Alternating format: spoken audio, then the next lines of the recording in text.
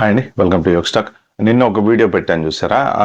అది యాక్చువల్గా మిస్లీడింగ్ అది ఇదని చెప్పి కామెంట్స్ వచ్చినాయి. యాక్చువల్గా నేను ఆ వీడియో షూట్ చేసి పెట్టిన టైంకి ఇంకా ప్రెస్ న్యూస్ అయితే బయటికి రాలేదు. అందుకని చెప్పేసి బేస్డ్ ఆన్ పాత న్యూస్ ప్రకారమే అది నేను ఒక్కడిని చెప్పింది కాదండి. ఎందుకంటే పెద్ద పెద్ద కంపెనీలు కూడా చెప్పిన ఎంప్లాయీస్కి మీరు ఎవరు యూఎస్ రాకండి, వస్తే 21st 12 AM లోపు వచ్చేసేయండి. కంపెనీస్ చెప్పినాయి. తర్వాత లాయర్లు కూడా వాళ్ళు చాలా మంది యూట్యూబ్ వీడియోలో అదే పెట్టారు. మొత్తం ప్రపంచం అంతా నిన్న 100,000 మీద మారుమోగిపోయింది. స్పెషల్గా నేను ఒక్కడిని మిస్గైడ్ చేసింది కాదు ఇది. అప్పుడున్న సిచ్యువేషన్లో అప్పుడు జరిగినటువంటి డిస్కషన్లో వాళ్ళు చెప్పిన దాని ప్రకారం ప్రపంచం అంతా ఇదే ఇన్ఫర్మేషన్ చెప్పింది. ఓకే, సో ఇది నేను ఆ వీడియోని ఇమ్మీడియట్గా అనలైజ్ చేశాను. ఇప్పుడు అంటే ప్రెసెంట్ న్యూస్ మారింది కాబట్టి అది పెట్టే టైంకి అయితే న్యూస్ అలానే ఉంది. ఇప్పుడు నెక్స్ట్ ప్రెసెంట్ ఏంటి కొత్తగా ఏంటంటే వాళ్ళకి గుడ్ న్యూస్, మనం 100,000 కట్టాల్సిన అవసరం లేదు. వాళ్ళు వైట్ హౌస్ ప్రెస్ సెక్రటరీ ట్విట్టర్లో మన ఎక్స్పోస్ట్లో మెన్షన్ చేశారనమాట. దాంట్లో ఏంటంటే 2-3 థింగ్స్ మెన్షన్ చేశారు. అందరూ ఇంకా ఈ 100,000 ఎవ్రీ ఇయర్ అందరూ కట్టాలి, ఎవ్రీ ఇయర్ కట్టాలి, 6 years H1B ఉంటే 600,000 కట్టాలి అని చెప్పేసి ఒక కన్ఫ్యూజన్. చాలా మంది ఇది కూడా చెప్పారు, ప్రతి సంవత్సరం 1,00,000 కట్టాలట కదా అని చెప్పారు.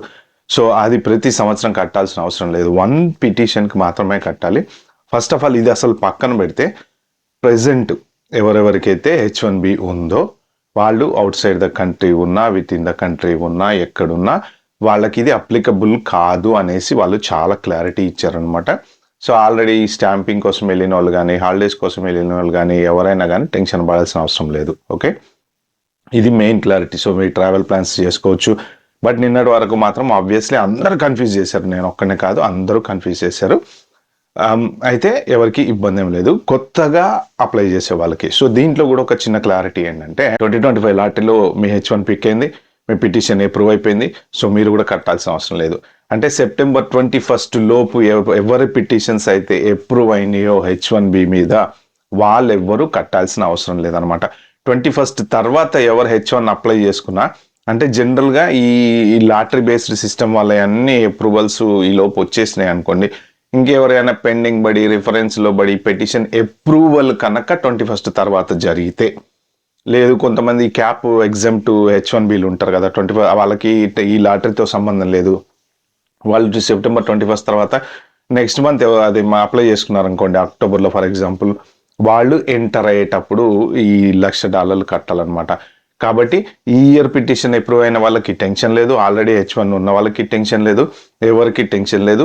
ప్రతి సంవత్సరం 100,000 కూడా కాదు, అది వన్ టైం పిటిషన్, 100,000. ఒకవేళ నెక్స్ట్ మంత్ ఎవరన్నా H1 అప్లై చేసుకొని రావాలి అనుకుంటే 100,000 వన్ టైం కట్టాలన్నమాట. ఇవి మెయిన్ క్లారిటీస్. నెక్స్ట్ ఇంకొకటి ఏంటంటే రెన్యువల్ మీద ఒక క్లారిటీ. రెన్యువల్ ఏంటంటే చాలా మంది అంటే 2-3 మెన్షన్ చేశారు కామెంట్స్లో, రెన్యువల్ కూడా న్యూ పిటిషన్ కిందకే వస్తుంది కాబట్టి రెన్యువల్ కూడా అప్లై అవుతుంది అంటున్నారు అనేది. దీనికి క్లారిటీ లేదు. ఓకే, రెన్యూ అయిన తర్వాత మీరు ఒకవేళ మళ్ళీ స్టాంపింగ్కి వెళ్తే మళ్ళీ రిటర్న్ వచ్చేటప్పుడు మరి $1,00,000 కట్టాలా, లేదు యూఎస్లో ఉన్నంతకాలం ఓకేనా?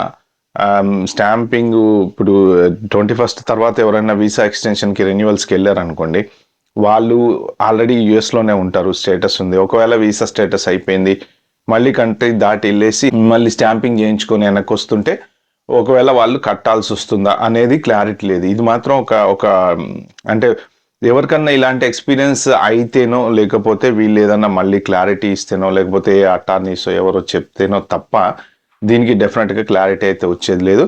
ఈ అందరూ ఇంకా ఇప్పుడు స్టిల్ మీడియా న్యూస్లో ఇంకా కొన్ని చోట్ల కన్ఫ్యూషన్ జరుగుతుంది. సో ఇదండి క్లారిటీ. నా పాత వీడియోని మీరు ఇగ్నోర్ చేయండి. ఇది లేటెస్ట్ అప్డేట్. H1B ఎగ్జిస్టింగ్ ఉన్న వాళ్ళు ఎవరు కూడా టెన్షన్ పడాల్సిన అవసరం లేదు. Okay friends.